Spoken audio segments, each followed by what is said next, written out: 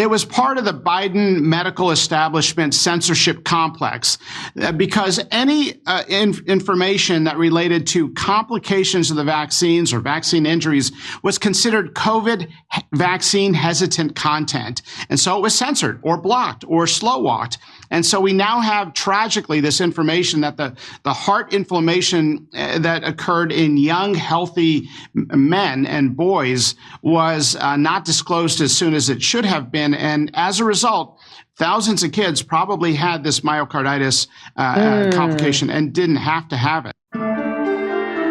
Let's talk about vaccines. Here's the new FDA head, Marty Makary, and here's what he has to say recently. Talk to me about the heart inflammation in young boys and young men. It seems reprehensible that the Biden... So we're talking about the COVID shot, and he's talking about the Biden administration covered up the actual science. So let's listen to him. Administration wouldn't have warned us about that early and often.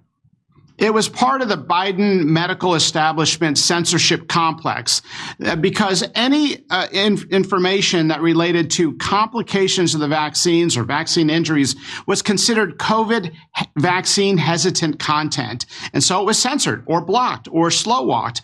And so we now have tragically this information that the heart inflammation that occurred in young, healthy men and boys was not disclosed as soon as it should have been. And as a result, thousands of kids probably had this myocarditis complication and didn't have to have it. So that sounds criminal to me, that they knew that this a thing they were mandating, or else you couldn't go to school, you couldn't go to work, you couldn't travel. They knew it didn't stop transmission and contraction, and they kept that secret. And now he's saying, this is the head of the FDA saying that the Biden administration suppressed the information about the damage it could do in terms of myocarditis to children and, of course, everybody else. Doesn't that sound criminal to you? It does to me. Absolutely, Jimmy. And we wrote, our science department, Brian Hooker and Carl Yablanowski wrote a paper proving that the government knew at least 3 months before they went out to the public about the myocarditis risk. This new FDA is at least putting warning labels on. They have not yet pulled the COVID shot for kids from the market. There was a leak in the Washington Journal earlier that they might do that. Senator Ron Johnson, to his great credit, on Wednesday held a whole hearing that I attended at the Senate about corruption and the COVID injections. And as he told us, it's a slog, but there's a lot more information that has not yet come out on what they knew and when they knew it. So the FDA has, so there's good news, a lot of good news coming out of MAHA and the new HHS department headed by Bobby. But here's the Washington Post, the FDA to limit COVID shot approval to 65 years and over and those with medical conditions. And here's Vinny Prasad. He's the new head of the Center for Biologics Evaluation and Research. And here he makes this announcement. So based on prior immunologic endpoints, that means proof that the vaccine can create antibodies in people, companies can apply for, and we will consider approval for 65 and older and or people at high risk of severe COVID-19.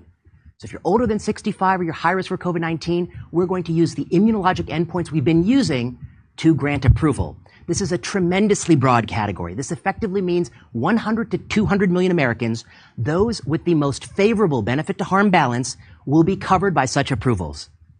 The CDC has a list of the conditions that qualify as high risk for severe COVID-19. You can peruse the list. It's also in our New England Journal paper. It is a broad list. There's a lot of things on this list. I'll just highlight a few. Obesity is on this list. Physical inactivity is on this list. Mood disorders, including depression, is on this list. And all immunocompromised conditions are on this list. In other words, at-risk Americans can be reassured that they will be covered by such approval.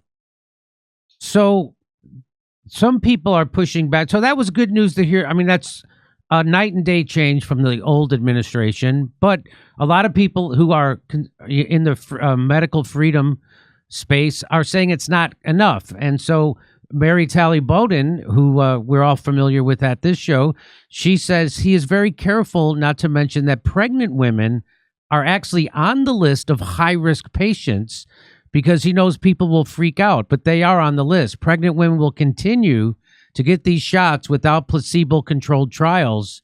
And so, in fact, here it is.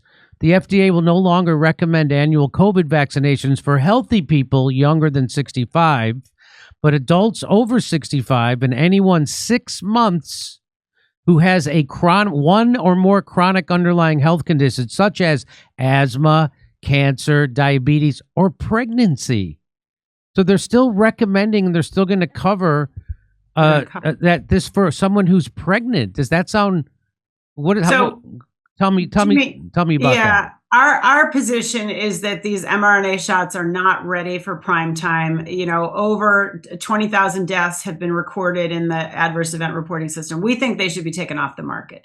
This has been our position for a long time. It's certainly generally the position of the health freedom movement. However, Bobby Kennedy has said as secretary from the beginning, we are not going to take people's vaccines away.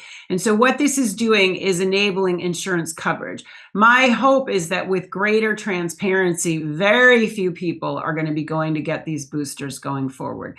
But this was a kind of clearly a compromised decision by Drs. Prasad and Makary, and it's concerning.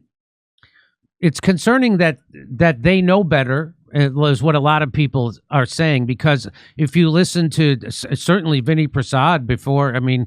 and of course the head of the NIH, right? Dr. Jay Bhattacharya, he talks about how you don't know, they can't control for what they're actually putting in you and where it's going, and that he said that it's going to take a couple of more Nobel Prize discoveries or inventions to make the mRNA vaccine platform worthy. Come see us live in Los Angeles, Buffalo, Toledo, Montreal, Ottawa, Glasgow, Manchester, Belfast, Dublin, London, Liverpool, Birmingham. Go to jimmydore.com for a link for tickets.